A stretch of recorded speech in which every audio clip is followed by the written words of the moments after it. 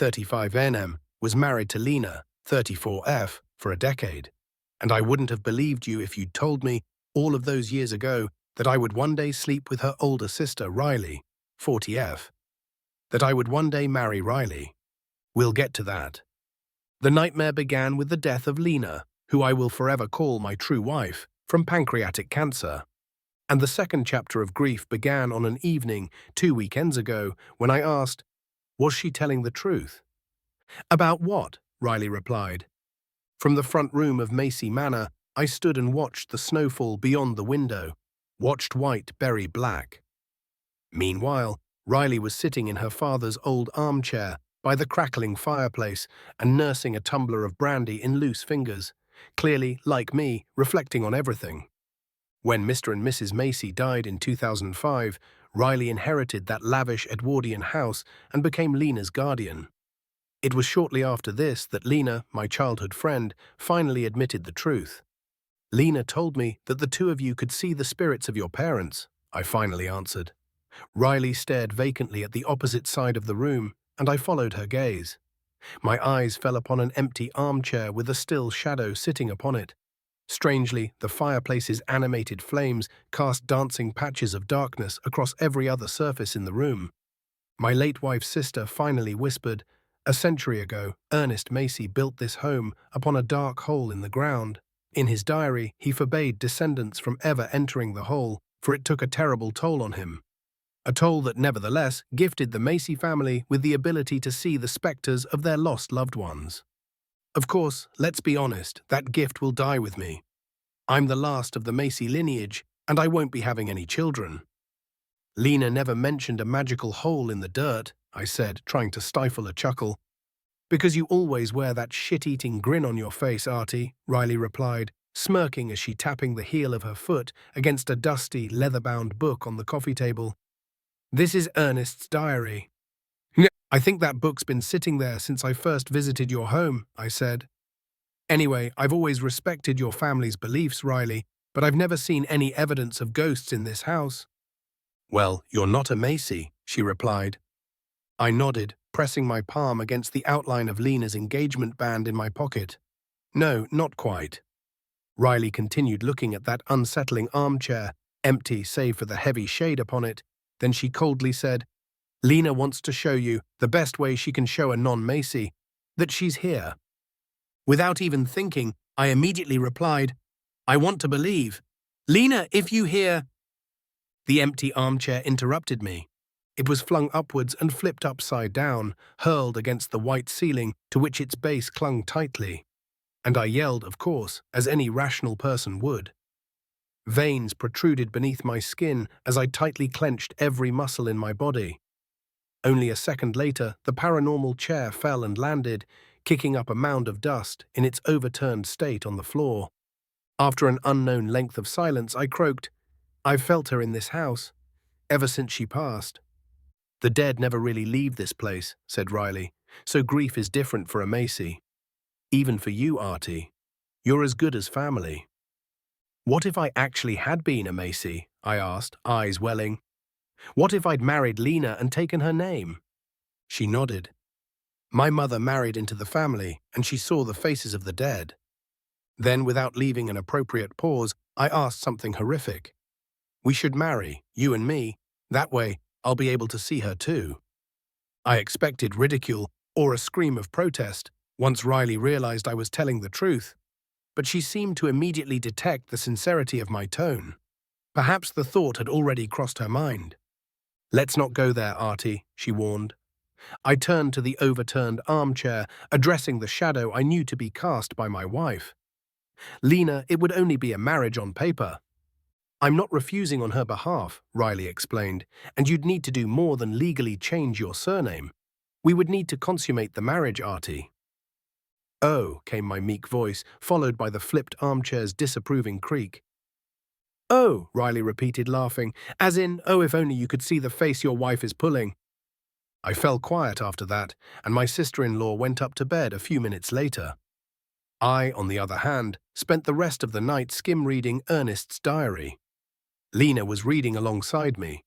And I felt her excitement, which rivaled mine, as we read Ernest's section titled The Plea of Two.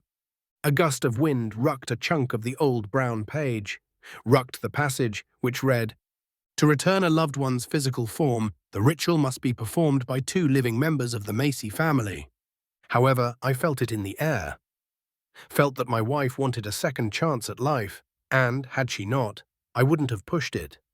Wouldn't have woken Riley and explained the situation at 4 in the morning. She quarreled with Lena about the ethics of it all, not so much marrying and sleeping with her late sister's husband, but resurrecting the dead. Lena and I should have listened. But we didn't, and Riley was, after only 10 minutes of arguing, corrupted by that desire to end our collective grief. If we don't try, I'd always regret it. My jaw hung. Does that mean Vegas is the quick option? My sister-in-law interrupted, and we'll consummate the marriage briefly. No lights, no talking. I nodded, sobbing joyously as I eyeballed the shadowy corner of the bedroom in which I knew Lena lurked. And a few days later, once Riley and I had successfully obtained estes, we flew out to Vegas, signed the deed, did the deed. That greatest shame of our lives unfolded in an unlit hotel room for a little less than 10 seconds and was followed by a long, silent flight back to England. A week after we'd hatched our plan, we returned to Macy Manor, drove along the driveway on a night darker and snowier than the formidable one on which we'd made this unnatural decision. All of that discomfort and regret washed away upon stepping across the threshold, however, because there she stood, blonde-haired in her unmistakable blue dungaree.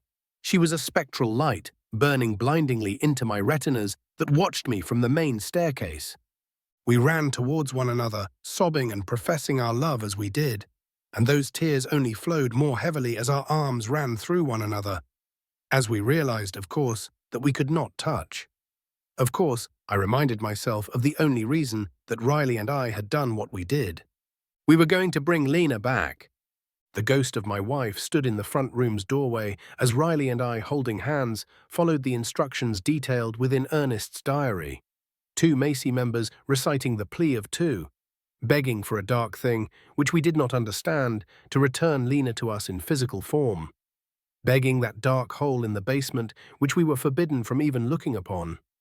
I wondered whether every single Macy family member had, in fact, obeyed Ernest's strict rule. Surely, in the space of a century, somebody else had been down there. I was wrenched from my thoughts by the bulky diary slamming shut, a force which rattled the very house itself.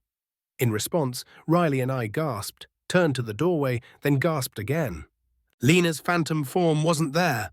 Then came, from the entryway, a creak. Without any sense of self-preservation, I tiptoed towards the lobby, peered around the doorframe, and whimpered soulfully as I saw the basement door standing ajar. A door I had never, in the 20 years of visiting Macy Manor, seen open. And through the slight gap in the darkness of the basement staircase, there glowed a rather timid set of blue eyes that I would have recognized anywhere. They weren't translucent this time. "Lena!" I wailed, feeling twice as euphoric as I had during our first reunion. "Artie," Riley began as I rushed forwards, hints of uncertainty and fear in her raspy voice. I barely noticed anything other than the eyes of the woman I loved.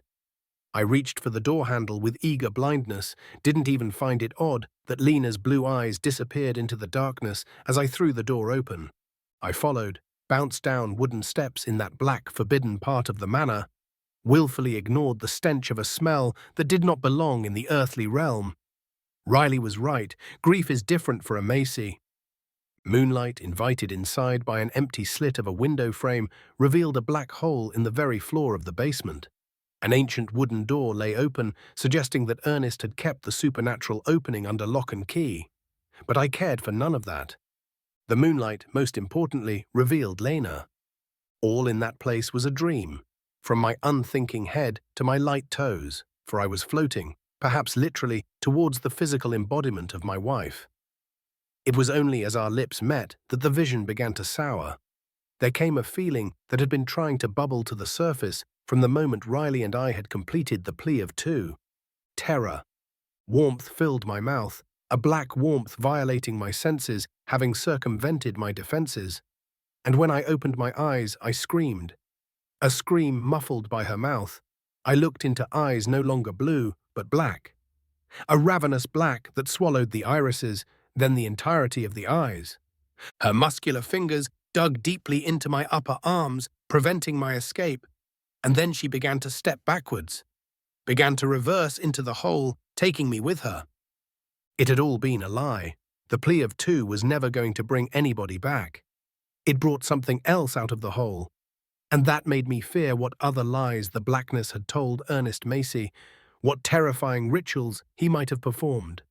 There came footsteps down the stairs, and I saw Riley in the glossy reflection of the demon's black eyes. Saw her come so close to reaching me before being tossed, like a rag doll, against the far wall of the basement. The toes of my trainers start to slip into the unholy darkness, and I felt a chill beyond coldness. Something that no human knows how to feel. I closed my eyes and prayed that I would meet an end. I had a feeling that surviving in that black place would be the worst nightmare imaginable. Whilst blind to the world, however, I was startled to feel that creature's lips and nails release my frail body, letting me fall backwards onto the basement floor. And I opened my eyes to see something horridly beautiful.